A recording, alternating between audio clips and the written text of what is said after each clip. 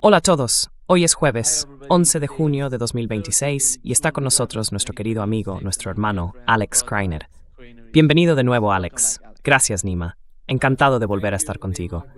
Un saludo para todos los que nos escuchan. Alex, hemos vuelto a la guerra. Anoche, Estados Unidos atacó a Irán y ya hemos visto la respuesta iraní. Atacaron ciudades en el sur del país, cerca del Golfo Pérsico, en dos islas, la isla de Keshm y la isla de Sirik, y usaron misiles Tomahawk. Lo que me pareció más importante fue precisamente el uso de esos misiles Tomahawk. Dijeron que el CENTCOM y Donald Trump informaron que se usaron unos 46 misiles Tomahawk. ¿Qué importancia tiene eso?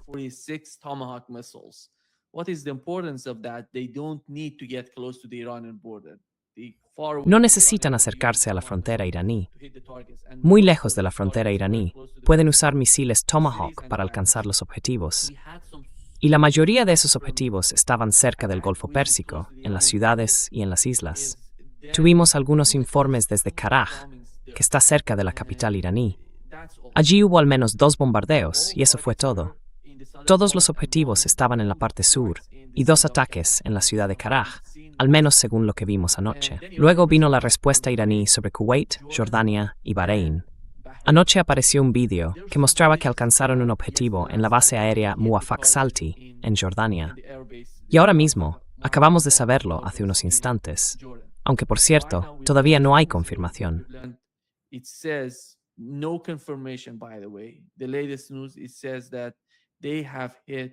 Las últimas noticias dicen que han alcanzado algunos cazas en esa base aérea. Esa es la situación actual de la guerra. Y Donald Trump, antes de empezar a atacar a Irán, dijo, queremos presionarlos para que acepten el acuerdo. ¿Qué acuerdo es ese? No lo sabemos. La delegación catarí fue a Irán ayer. Pensábamos que habían salido de Irán antes de que ocurriera el ataque, pero no. Hoy se ha confirmado que estaban en Irán cuando Estados Unidos estaba atacando a Irán. Y hoy han salido del país. Esa es una parte. Y el otro punto importante es que todo esto llega después de una especie de acusación, una historia que viene de Estados Unidos, según la cual un helicóptero Apache en el estrecho de Hormuz fue derribado por un dron iraní cerca de Hormuz.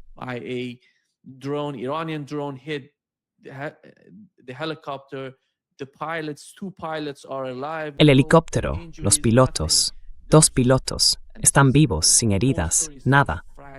Toda la historia es tan frágil, y no sé si hay alguien o siquiera alguien que pueda creer lo que están diciendo. Y aquí es hacia donde vamos ahora. Donald Trump está quiere obligar a los iraníes a aceptar sus condiciones.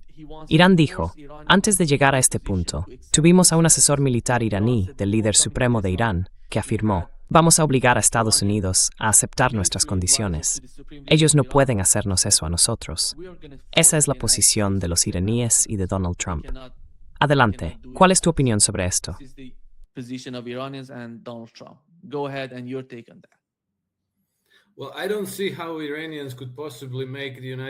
Bueno, no veo cómo los iraníes podrían hacer que Estados Unidos acepte las condiciones iraníes cuando Estados Unidos tiene el ejército más poderoso de la historia de la galaxia, y pueden hacerlo todo. La última versión sobre el helicóptero Apache que me llegó, de 3 fuentes cercanas al Pentágono, dice que el mismísimo Capitán América apareció y rescató a los pilotos. Lo siento, pero es que las historias que se inventan son tan increíbles que cuesta creerlas. Quiero decir, la historia del Apache. He oído ya tantas versiones y cada vez son más fantasiosas que al final no puedes creerte nada. Pero siempre oyes eso de el ejército más grande de la historia de la creación. Sí, bueno, puede ser, pero están bastante repartidos por todo el mundo, en unos 800 bases militares.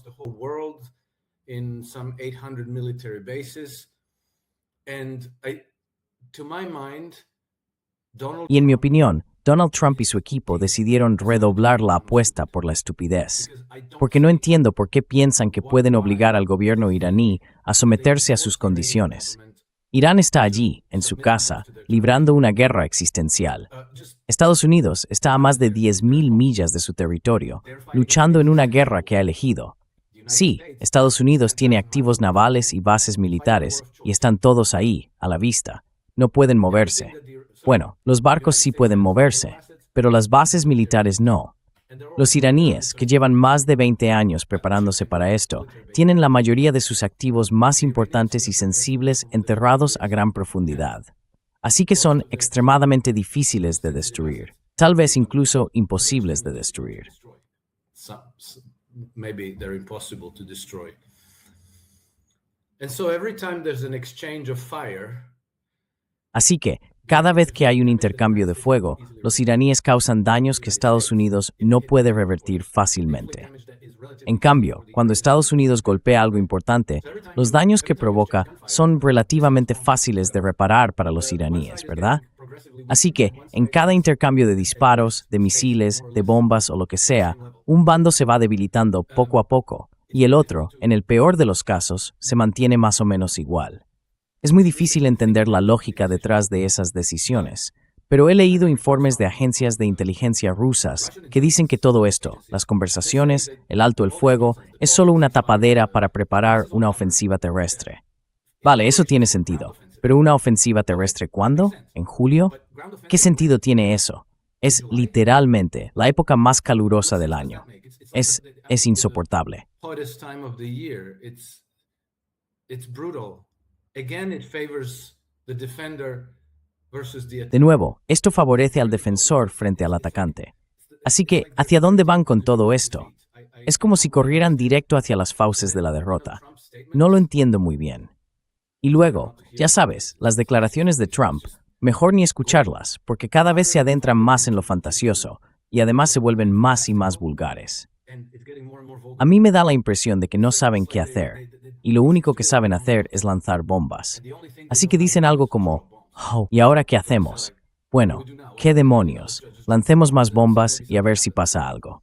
En cualquier caso, creo que su posición se está debilitando cada vez más. I think that their position is growing weaker and weaker. I think particularly Israel's position is growing weaker and weaker. Creo que en particular, la posición de Israel se está debilitando cada vez más. No lo dicen, no lo anuncian, pero se nota en la forma en que están llevando las guerras. Han perdido mucha confianza y se les ve bastante desesperados. Y hay algo que me pregunto ahora, porque esto es una oportunidad histórica para Irán de cambiar por completo la arquitectura de seguridad en su región. Y eso, en mi opinión, significa que tienen que mantener el impulso, sobre todo ahora que están golpeando a sus adversarios. Además, durante todos estos años de preparación, también han creado ese eje de resistencia, que probablemente incluye más recursos de los que conocemos. Which includes probably more assets than we know of. You mentioned Kataib Hezbollah in Iraq. Mencionaste a Kataib Hezbollah en Irak. No sabemos con certeza cuán poderosa es, pero forma parte de una red más amplia de fuerzas de seguridad en Irak, que están aliadas con Irán. Tampoco sabemos exactamente qué pasó con las unidades del ejército árabe sirio que salieron de Siria después de la caída del gobierno de Bashar al-Assad, pero fueron a algún sitio. Sabemos que algunas de ellas fueron a Irak, aunque quién sabe, quizá también acabaron en Irán. Por eso me pregunto si no habrá un componente terrestre en esta guerra, que empiece simplemente cruzando Irak hacia Siria, llegue a las fronteras de Israel, y a partir de ahí comiencen incursiones dentro de Israel. Borders and then start having incursions into Israel. And so I think that the recent reports about Creo que los informes recientes sobre la infiltración de Hezbollah en Israel son muy interesantes, porque al principio parecía que era solo un tipo que había actuado por su cuenta. Pero, por lo visto, no fue exactamente así. Hay informes que dicen que ha habido más incursiones de este tipo y que ahora los israelíes no están del todo seguros de si tienen enemigos dentro de sus propias fronteras. Así que creo que Israel está en un estado de ansiedad y pánico muy elevado y que Estados Unidos no puede hacer gran cosa para ayudarles. Por eso pienso que el verano va a ser muy interesante y que los acontecimientos van a favorecer la posición iraní frente a Estados Unidos e Israel. Against the United States and Israel.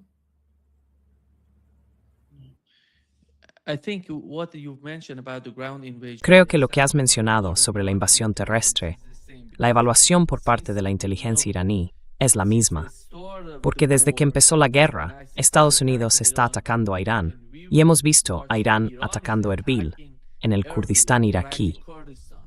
No están respondiendo directamente a Estados Unidos, pero están atacando el Kurdistán iraquí porque pensaban que podía haber algún tipo de movimiento en esa zona que querían entrar o quizá atacar a los iraníes. Por eso estaban controlando el Kurdistán iraquí en Erbil. Yo diría que Erbil se está convirtiendo quizá en una nueva Gaza, porque ven lo que está ocurriendo. La gente está llegando, intentando entrar, pero hay zonas donde están utilizando a estos grupos terroristas. Y lo que ha hecho Irán es arrasar, literalmente arrasar esas áreas.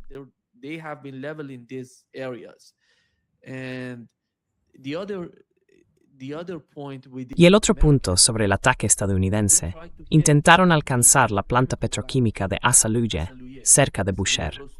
2 misiles Tomahawk fueron interceptados allí. Esto es algo nuevo para el sistema de defensa aérea iraní. No habíamos visto algo así antes. Luego, el CENTCOM salió a decir, no atacamos la planta petroquímica. Pero la gente sobre el terreno está confirmando que sí ocurrió, porque en las primeras horas los informes decían esto, que Estados Unidos había atacado la planta petroquímica de Asaluye. Eso fue lo que se dijo. Después afirmaron que no, que el humo que se veía provenía de esas plantas, que los misiles Tomahawk fueron interceptados y que no hubo daños en la planta petroquímica. Esa fue toda la historia. En cuanto a la invasión, me parece una auténtica estupidez, Alex. When it comes to the invasion, I think it's so stupid, Alex. I don't see any viable choice for the United States to go with the invasion. No veo ninguna opción viable para que Estados Unidos lleve a cabo una invasión. Supongamos que deciden hacer algo en el Golfo Pérsico, ya sabes, con la isla de Kark, como se ha comentado, o con la isla de Kesh.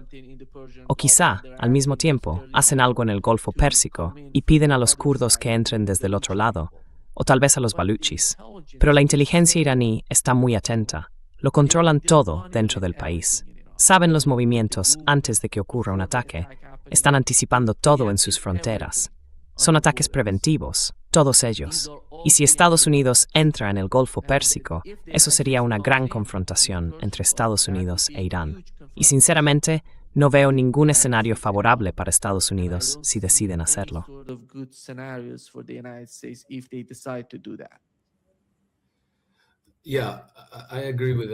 Sí, estoy de acuerdo contigo, Nima.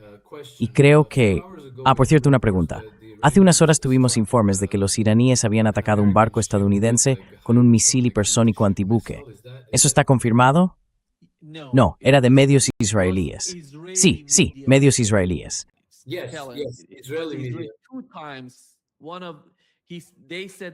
Dos veces. Dijeron que Irán había atacado un buque de guerra estadounidense. Luego dijeron que fue un misil hipersónico. Más tarde, afirmaron que Irán había golpeado 2 barcos comerciales en el estrecho de Hormuz. Entonces la gente empezó a confundir ese primer barco atacado con el segundo informe sobre el estrecho de Hormuz. Dijeron que quizá esos 2 barcos eran los mencionados en ese informe, pero no hay confirmación. No sabemos qué ha pasado. Podría ser así, porque el CENTCOM dijo que ninguno de los buques de guerra estadounidenses había sido alcanzado por misiles o drones iraníes. Pero el CENTCOM lo negó. Y de nuevo, el CENTCOM está negando el cierre del estrecho de Hormuz. El estrecho de Hormuz está totalmente cerrado, tal y como pensábamos.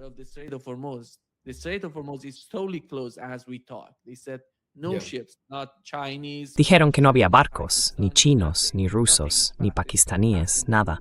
Ahora mismo no pasa nada por ahí. Pero Estados Unidos, el CENTCOM, dijo que no, que el estrecho está abierto. Y hoy mismo hemos visto un artículo en el Financial Times que dice que hay un corredor estrecho cerca de la frontera con Omán que están utilizando. Los iraníes lo negaron por completo durante los últimos 2 o 3 días. Dijeron que eso no existe. Están intentando construir ese tipo de argumento para dar una especie de salida, o más bien, una ilusión, a los petroleros. Por eso anoche vimos que algunos de esos buques fueron atacados por los iraníes, porque pensaban que podían pasar por el estrecho de Hormuz. Así es como Estados Unidos está manipulando la región, haciendo creer que puede convencer a esos petroleros de que crucen.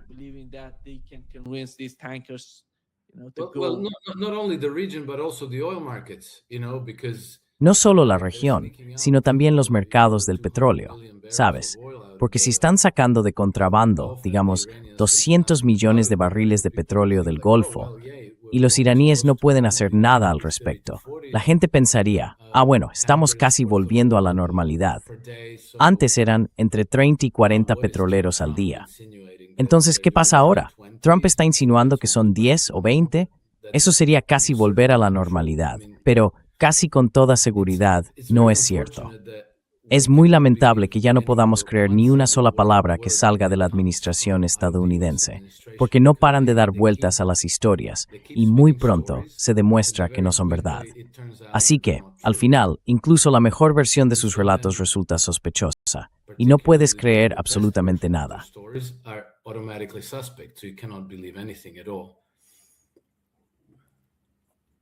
Yeah, you know, what was Sabes, lo que llamó la atención anoche es que Irán no atacó a los Emiratos Árabes Unidos. Irán no atacó ni a Arabia Saudí ni a los Emiratos, pero sí atacó a Jordania, Kuwait y Bahrein. No sé cuál es la razón principal, sobre todo en lo que respecta a los Emiratos, pero sí, Trump dijo anoche que Israel no forma parte de esta operación, que no nos están ayudando, que no están haciendo nada. Los israelíes confirmaron en varios comunicados que no somos parte de esta guerra, que no estamos haciendo nada allí. Y una posible explicación podría ser el aeropuerto Ben Gurion, que está lleno de aviones estadounidenses. Si intentas rodar por la pista, van a alcanzar a cada uno de esos aviones.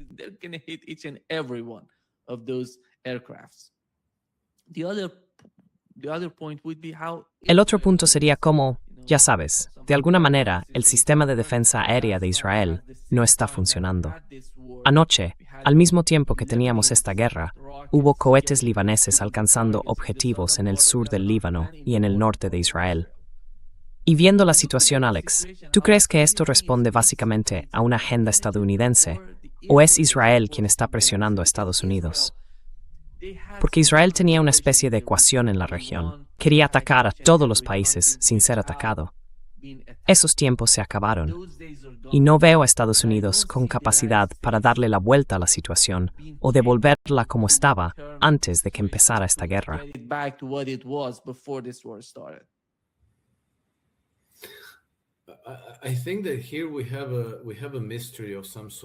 Creo que aquí tenemos un misterio, Nima, porque es muy difícil explicar cómo un país pequeño del Mediterráneo puede controlar por completo al ejército de la mayor superpotencia del mundo, cómo puede tener tanta influencia. Y luego la gente dice, bueno, sí, pero ya sabes, los donantes judíos tienen mucho dinero. Vale, ¿y qué estás diciendo? ¿Que los chinos no tienen mucho dinero? ¿Que los árabes no tienen mucho dinero? ¿Que los rusos no tienen mucho dinero? Hay muchos actores en este mundo con mucho dinero. Así que no se trata del dinero. Es algo más allá de eso. Y creo que existe algún tipo de conspiración anglo-sionista con raíces muy profundas, que probablemente lleva infiltrando y cooptando las estructuras de gobierno de Estados Unidos desde hace décadas, quizá incluso desde antes de que Israel fuera concebido. Israel was even conceived, we can even go to the creation of the. Podemos remontarnos incluso a la creación de la Biblia de Scofield y a la promoción de ese nuevo cristianismo, que no tiene nada que ver con el cristianismo tradicional. Todo gira en torno al rapto, a los tiempos bíblicos, al Armagedón, a la segunda venida de Cristo y a todo ese tipo de cosas. Y parece que tienen tanta influencia que han llegado a subvertir por completo la democracia estadounidense. Un ejemplo claro, la aprobación, la semana pasada, de la Ley de Autorización de la Defensa Nacional para el año 2027, que incluye la sección 224, y que en la práctica pone a todo el ejército de Estados Unidos, con sus tecnologías, sus datos, su infraestructura, prácticamente todo, completamente a disposición de Israel. On disposal to Israel. It effectively fuses the United States military with Israel. En la práctica, eso fusiona al ejército de Estados Unidos con el ejército israelí. Estados Unidos nunca ha tenido una relación así con ningún otro aliado. Jamás. Entonces, ¿cómo puede ser posible? Y esta mañana estaba viendo un periodista recorriendo el Congreso estadounidense. El proyecto de ley de defensa, el NA, aún no se ha aprobado. Pasó por el Comité de Servicios Armados de la Cámara de Representantes y luego sigue un proceso. Irá al Senado y pasarán unos 6 meses antes de que se apruebe. Pero prácticamente no hay oposición. Ro Khanna propuso una enmienda para eliminar la sección 224 y fue rechazada. Después, Thomas Massie dijo que presentaría una enmienda para eliminarla.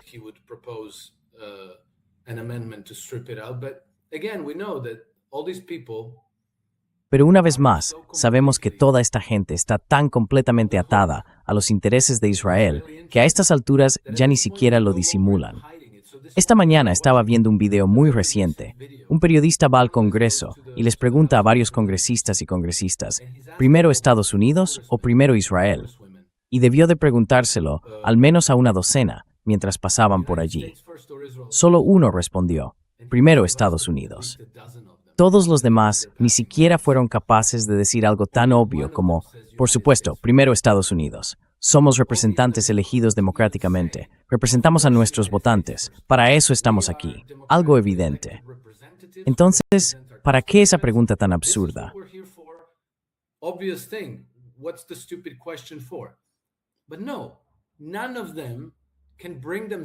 Pero no, ninguno de ellos es capaz, bueno, con una excepción, de ponerse delante de una cámara y decir América primero. Es simplemente ridículo, surrealista. Estoy asombrado, completamente asombrado.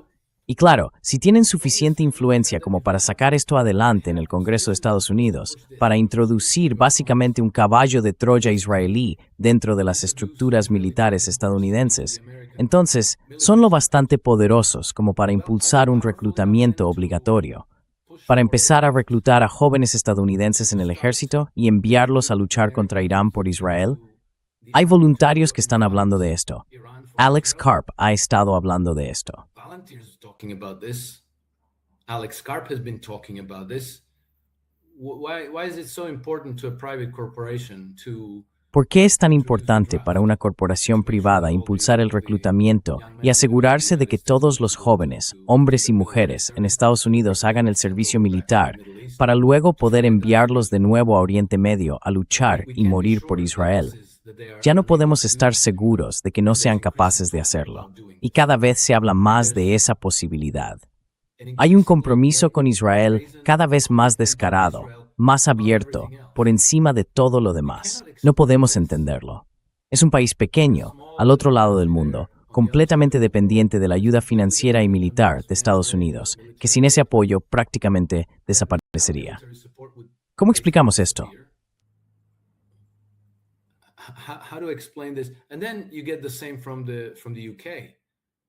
Y luego pasa lo mismo en el Reino Unido.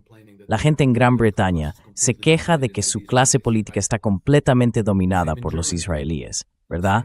Lo mismo en Alemania, lo mismo en muchos otros lugares de Occidente. Eso es muy difícil de explicar. Y creo que la única explicación, en mi opinión, que encaja con el patrón de lo que ha ocurrido en las últimas décadas, es que la conspiración se remonta directamente a la City de Londres, al lugar donde se fundó Israel, ¿no? Y se remonta también a esos intereses creados que tienen un poder financiero decisivo sobre prácticamente todo el mundo occidental, porque controlan los bancos centrales de todos, controlan la creación de crédito, eligen a los ganadores y a los perdedores, deciden quién va a ser el oligarca, deciden quién va a controlar los medios de comunicación. They decide who's going to control the media. You know, Rupert Murdoch in the United States has... Sabes, Rupert Murdoch en Estados Unidos era, como un periodista desconocido en Australia. Y ahora se ha convertido en este gran rey mundial de las noticias. Entonces, ¿quién hizo posible que precisamente ese tipo llegara a ser tan dominante en los medios, controlando Fox News, The Wall Street Journal y quién sabe qué más? Pues fueron los Rothschild, fueron ellos. Y son los que básicamente han sido los santos patronos del Estado de Israel desde hace más de 100 años, incluso antes de su creación. La Declaración Balfour se dirigió a Lord Walter Rothschild. Y coincidencia que cuando empezó la guerra el 28 de marzo de este año, fuera nada menos que Nathan Rothschild quien se jactara de ello diciendo, Revolución iraní 2026, 28 de febrero.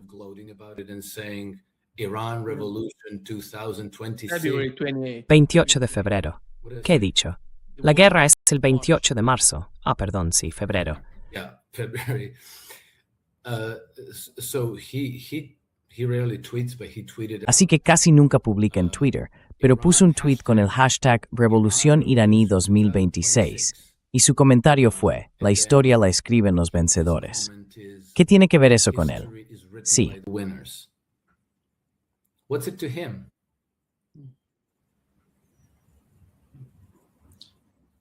I think just Creo que la forma en que están hablando de la sección 224, que consiste en fusionar los dos ejércitos, el de Estados Unidos y el de Israel, y teniendo en cuenta lo que dijo Benjamin Netanyahu en el programa 60 Minutos, que quieren ser independientes de Estados Unidos, va justo en la dirección contraria. Y en mi opinión, eso demuestra cómo esta guerra ha afectado militarmente a Israel. Por eso están tan desesperados por hacerlo cuanto antes, por unir los ejércitos, porque saben lo que está ocurriendo en Estados Unidos.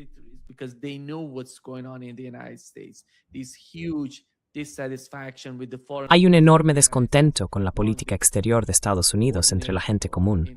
Dicen, basta de guerras, estamos cansados de estas guerras en nombre de Israel, de luchar por ellos, pero lo están intentando hacer en el Congreso. Quieren oficializarlo, y así nadie puede discutirlo. Y vas a oponerte. Dicen que es parte de nuestra política, que fue aprobado en el Congreso y que no se puede ir en contra. Ese es el movimiento que están haciendo ahora. Quieren Texas estadounidense para siempre. They want to trap the US military forever. Yes, exactly. And, Sí, sí, exactamente, exactamente.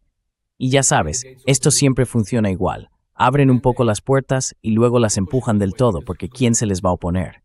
Así que bueno, esta pelea por la sección 224 va a seguir en el Congreso durante los próximos 6 meses. Y quizá, dependiendo de cómo reaccione la gente, pongan algunas restricciones vagas. Vale, de acuerdo, pero al final ya sabes, les das 1 centímetro y se quedan con 2 kilómetros. Y van a intentar ponerse completamente al mando del ejército estadounidense, de una forma que va a ser muy, muy difícil de revertir. extremely difficult to reverse. And then, even if Israel collapses, Y luego ya sabes, incluso si Israel llegara a colapsar, digamos hipotéticamente, bueno, están haciendo cosas realmente extrañas con, ya sabes, islas en Grecia, Chipre, la isla de Sasan, en Albania, ciudades privadas por toda Sudamérica. Sí, mencioné Chipre. Estas nuevas ciudades-estado privadas y con carta propia en Sudamérica, zonas exclusivas solo para judíos en Ucrania. Están haciendo algo muy, muy raro. Y ya sabes, otra vez esta increíble coincidencia de que cuando Kushner e Ivanka Trump descubrieron por casualidad la isla de Sasan en Albania, resulta que es un puesto para controlar el estrecho de Otranta. control of the Otrant Gate, the Adriatic Sea cuts the deepest. Sabes, el mar Adriático es el que más se adentra en el continente europeo, ¿verdad? Y además, es un corredor de comercio y transporte muy importante hacia Europa. Descubrieron esa isla por casualidad cuando estaban de vacaciones en el barco de quién, pues otra vez, de Nathan Rothschild. Increíble cómo aparece en todas partes. Y ahí es donde yo veo el origen de todas estas guerras, de todo este proceso. Porque también, cuando empezó la guerra de Ucrania, supuestamente hubo una carta, otra vez del mismo joven, dirigida a los miembros del Parlamento británico, diciéndoles, ya sabes, que había que hacer todo lo posible para asegurarse de que ganáramos esa guerra contra Rusia en Ucrania. To do everything to make sure that we win this war against Russia and Ukraine. So every time Así que cada vez corren ríos de sangre, y siempre aparece el mismo nombre, profundamente implicado. Y luego ya sabes, ¿quién era el empleador de Jeffrey Epstein? Pues otra vez, el mismo apellido. Así que ya ves, han estado en la cima del poder durante más de 200 años. Han acaparado el sistema monetario, el sistema de creación de crédito. Ellos crean a los oligarcas, compran a los políticos. Y creo que al final no se trata de Trump. Trump solo está haciendo su parte. Lo que pasa con Trump es que lo hace de una forma más descarada, más evidente, más vulgar, más torpe, y así sucesivamente. Pero en el fondo es exactamente la misma política que lleva aplicándose desde hace décadas. Exactly the same policy that's been in place for decades. Iran has been on the Sabes, Irán ha estado en la lista de objetivos de esta gente desde al menos 2001, aunque sabemos que fue desde antes. Pero después de que lanzaron la llamada guerra global contra el terrorismo, dijeron que serían 7 países en 5 años. Irán era el último de esa lista, lo que significa que, como mínimo, desde 2001, han estado trabajando en ello. Así que eso incluye a la administración de Clinton, la de George W. Bush, la de Obama, la de Biden y la de Trump. Trump es el más fácil de odiar de todos ellos, pero él no inventó esta política, simplemente la está ejecutando, como los demás. Lo que significa que el origen de la conspiración está en un nivel más alto que el de Trump. Sí. A level higher than where Trump is.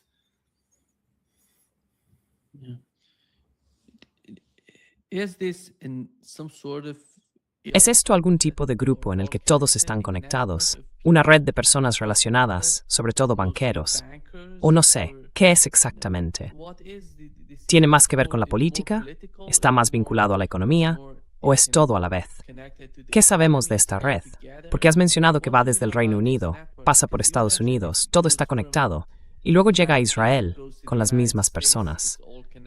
Y yo pregunto, ¿quiénes son esas personas? ¿Qué sabemos de su agenda? ¿Qué sabemos sobre si están más conectados políticamente, económicamente, o en todos esos aspectos a la vez?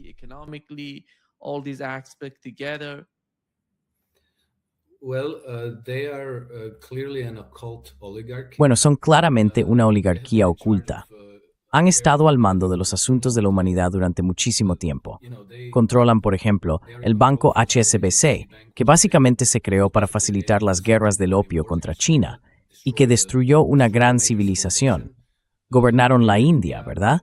Ya se habían infiltrado en Estados Unidos hace 200 años y controlaban sus bancos. Crearon esas juntas de comercio, tomaron el control de ciudades clave y de los principales centros comerciales del país. Dominaron el sector inmobiliario, los medios de comunicación, el complejo militar industrial, la producción de energía, la del acero, y así sucesivamente.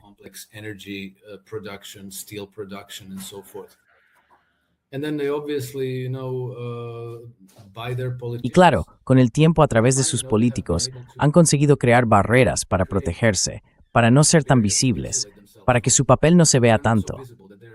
Así que vemos a gente como Bill Gates, Anthony Fauci, Bill Ackman, Larry Ellison o George Soros y otros más, pero no vemos lo que hay detrás. Y por supuesto vemos a los políticos. Pero ahora sabemos que uno de sus ejecutores de ese nivel de clase directiva fue Jeffrey Epstein. ¿De dónde salió Jeffrey Epstein? Sabemos bastante sobre eso. Cómo llegó, cómo fue presentado a Ghislaine Maxwell y todo lo demás. Y también sabemos quién lo contrató. Who employed him. Ariane de Rothschild from Edmond de Rothschild and Company. Ariane de Rothschild, del grupo Edmond de Rothschild and Company, que está en Ginebra. Y luego, de alguna manera, él tiene una relación muy estrecha con Bill Gates. Él y Bill Gates se escriben entre ellos diciendo algo así como ¿cómo nos deshacemos de la gente pobre? Y después planearon la pandemia de la COVID, pues años antes, creo que en 2015 o incluso antes. Así que todo está, ya sabes, como conectado de alguna forma, pero siempre parece llevar al mismo nombre. Y luego, mucha gente que investiga esto dice, no, si son visibles, no son ellos. Tiene que haber un nivel más profundo, más alto. Pero yo creo que no es así. Y ahora voy a explicar por qué lo pienso.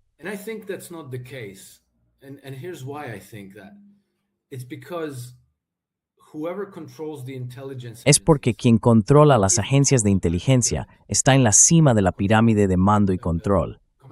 Porque una vez que controlas las agencias de inteligencia, eres tú quien puede mandar asesinar a personas, hacer que maten a sus hijos, secuestrarlas, destrozarles las rodillas, sobornarlas, chantajearlas y hacer lo que quieras. Eso significa que, incluso si hubiera alguien supuestamente superior a ti, alguien con más dinero o con más tiempo en el juego, Ahora tú puedes empezar también a someterlo por la fuerza y obligarlo a rendirse. Y a mí me parece bastante claro que es la familia Rothschild la que en última instancia controla la capa de inteligencia, a los asesinos y a los agentes secretos.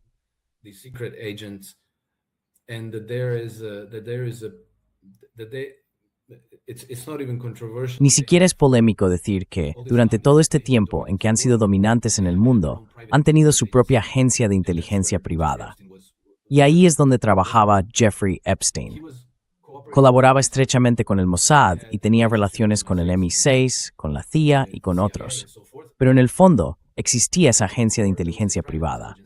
En fin, el motivo por el que quería explicar todo esto es que el panorama sigue siendo confuso. Y obviamente, solo podemos, con ciertas revelaciones de los archivos de Epstein, conectar algunos puntos que ahora ya están documentados. Ya no pertenecen al terreno de las teorías de la conspiración. Pero creo que mucha gente está demasiado centrada en Trump. Y como Trump es tan desagradable, tan ruidoso y tan vulgar, da la sensación de que está convirtiendo todo en un enorme caos.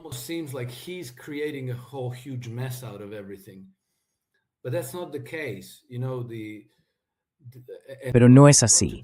Y no es por defenderle, pero simplemente no. Trump es responsable de esto, sí, pero no fue él quien definió esa política. Esa política ya estaba establecida antes de que él siquiera entrara en política. Así que ahora lo han llevado a desempeñar su papel, ya sea porque lo amenazaron o porque le ofrecieron algún tipo de trato. Empiezo a pensar que le ofrecieron algún tipo de acuerdo, que habría un nuevo gobierno en Jerusalén y quizá una especie de pax judaica, algo que encajaría con la escatología judía. Y que bueno, Kushner y Ivanka Trump serían una nueva nobleza de muy alto nivel en el futuro. Y ya sabes, quizá todo eso le atrae y piensa, bueno, ¿qué más da? Seguiré adelante con esto. Pero no fue él quien se sentó a pensar, vale, ¿cómo vamos a gestionar el mundo?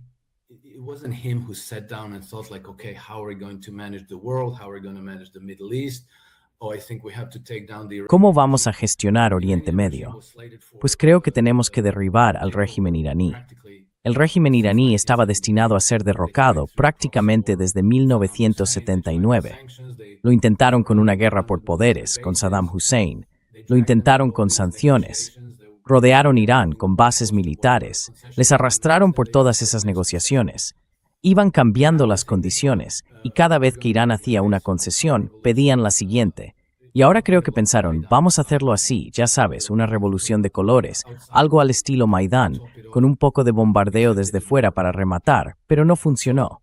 En fin, me estoy alargando, pero el punto es este. Es fácil odiar a Trump, pero él no es el principio que mueve todo esto. Está por encima de él, mucho más arriba.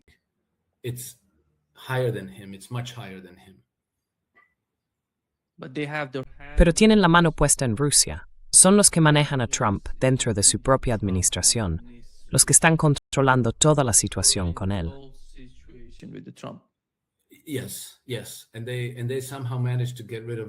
Sí, sí.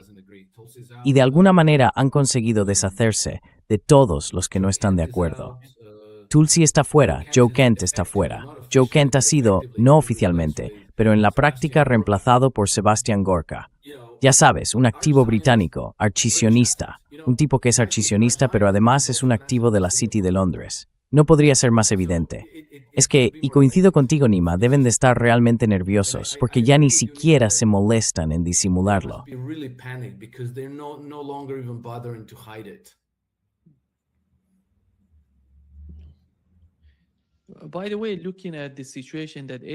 Por cierto, viendo la situación en la que está Israel, no lo sé. Estados Unidos lo ha hecho todo con esta guerra por Israel. ¿Qué más quieren de Oriente Medio? ¿Y qué más pueden sacar de este tipo de guerras? La razón por la que Estados Unidos está atacando a Irán con este toma y daca es porque no son capaces de continuar la guerra como durante aquellos 40 días de combates. Porque les faltan, ya sabes, misiles de crucero, les faltan interceptores. Y Donald Trump está suplicando, de alguna manera. No sé si lo viste ayer, pero estaba pidiendo que hay que producir más armas, más misiles, más interceptores, como si por ordenarlo ya los fuera a tener. Porque sí, Están aumentando el presupuesto militar en Estados Unidos, pero eso no significa que puedan conseguir las armas de inmediato, porque producirlas lleva tiempo.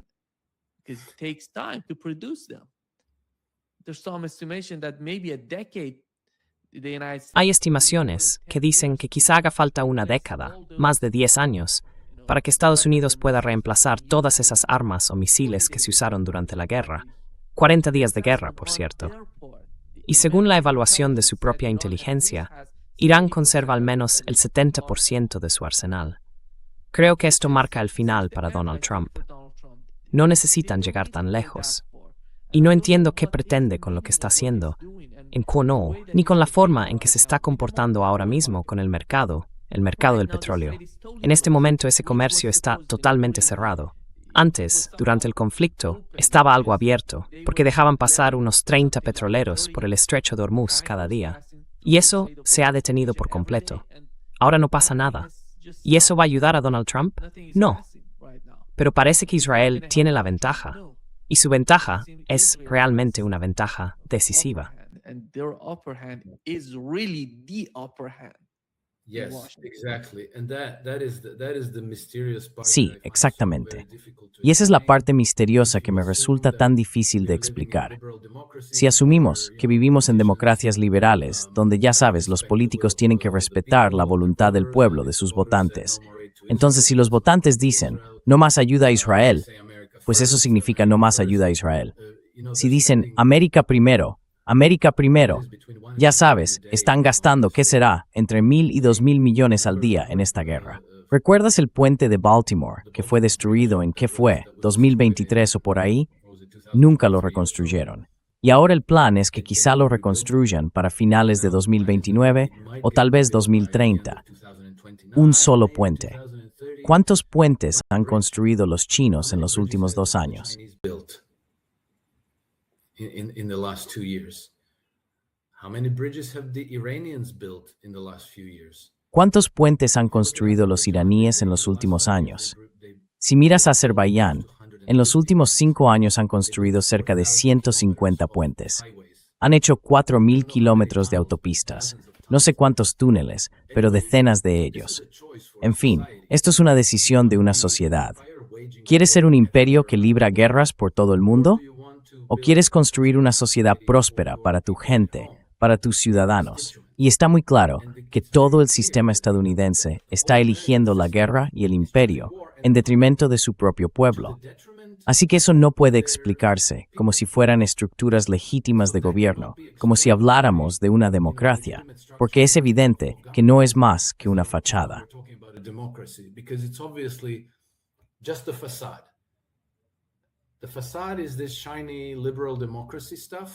La fachada es todo ese brillo de la democracia liberal, y todo el mundo jura que son tan libres, las personas más libres de la historia de la galaxia, ¿verdad?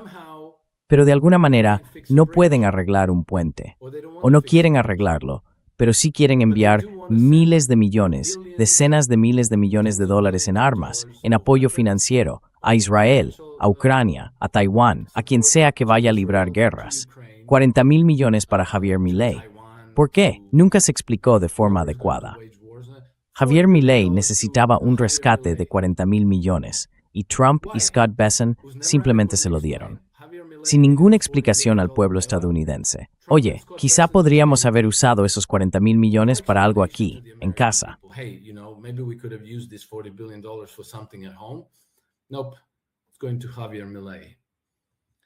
No, va a ser para Javier Milei. Y entonces claramente todo es otra cosa, y tenemos que explicarlo. ¿Qué es entonces? Yo al final siempre acabo llegando al mismo punto, la City de Londres, y una influencia dominante allí, que es esta dinastía bancaria con el nombre de Rothschild, que también controla, en Estados Unidos, cosas como JP Morgan y no sé qué otros bancos, probablemente Goldman Sachs y así sucesivamente. Pero eso es todo. Perdón, alguien está intentando llamarme. En fin, creo que tenemos que conectar los puntos, hacer conjeturas y manejar cosas extremadamente vagas. ¡Ay, Dios!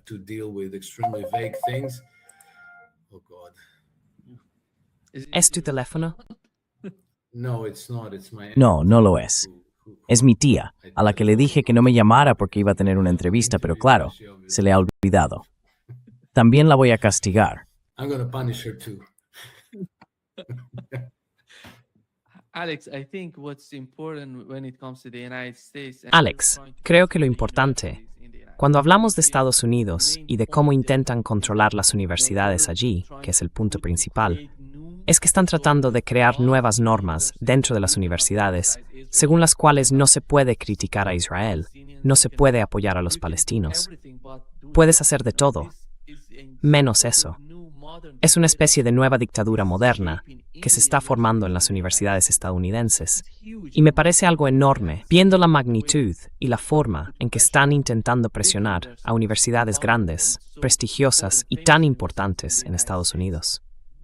No sé cuál puede ser el daño, ni cómo lo percibe la gente allí, pero desde fuera, por lo que he visto hasta ahora, es una presión enorme y un cambio muy grande que están intentando imponer en las universidades.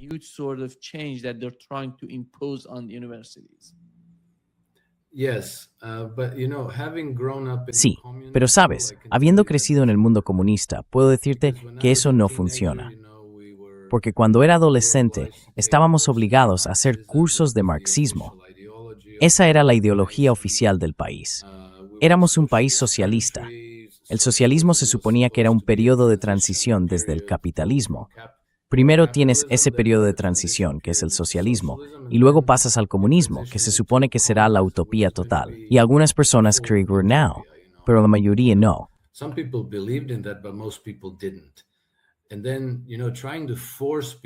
Y luego intentar obligar a la gente a creer en algo, en una ideología, en una especie de vaca sagrada intocable que nadie puede criticar, que nadie puede cuestionar. Eso no funciona. La gente no dice simplemente, sí, señor, apoyaré a Israel, odiaré a los palestinos, todos merecen morir.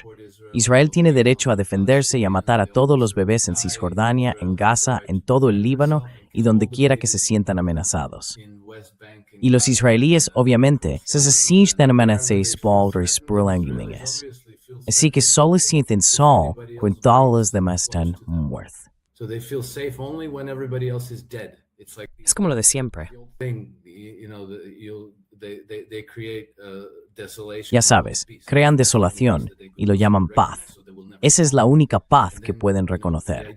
Así que nunca van a parar. Y luego, claro, la idea de que vas a obligar a la gente a aceptarlo, a amar a Israel y a odiar a todo el que esté en contra de Israel, suele tener el efecto contrario. Si me obligas a creer en el marxismo y a negar la evidencia de mis propios ojos, pues no lo voy a hacer. Entonces me pregunto, ¿por qué? ¿Por qué no puedo cuestionarlo? Y lo recuerdo muy bien, cuando tenía 16 años y estudiábamos marxismo. Toda la clase discutía con la profesora, porque ella decía, las cosas son así, y así, y así. Y los chavales respondían, pues no, no lo parece, a mí me da la impresión de que es de otra manera. Y claro, ¿qué podían hacer ellos?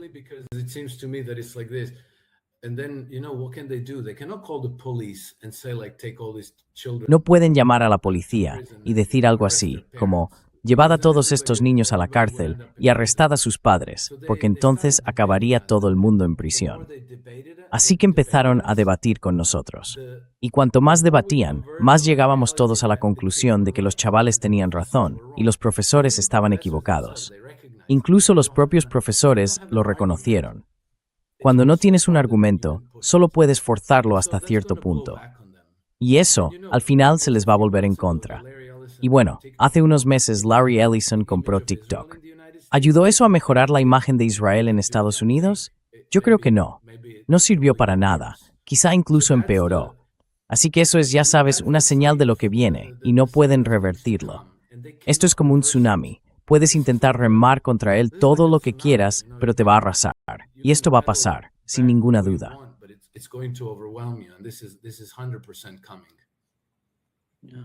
Sí, muchísimas gracias, Alex, por estar con nosotros hoy.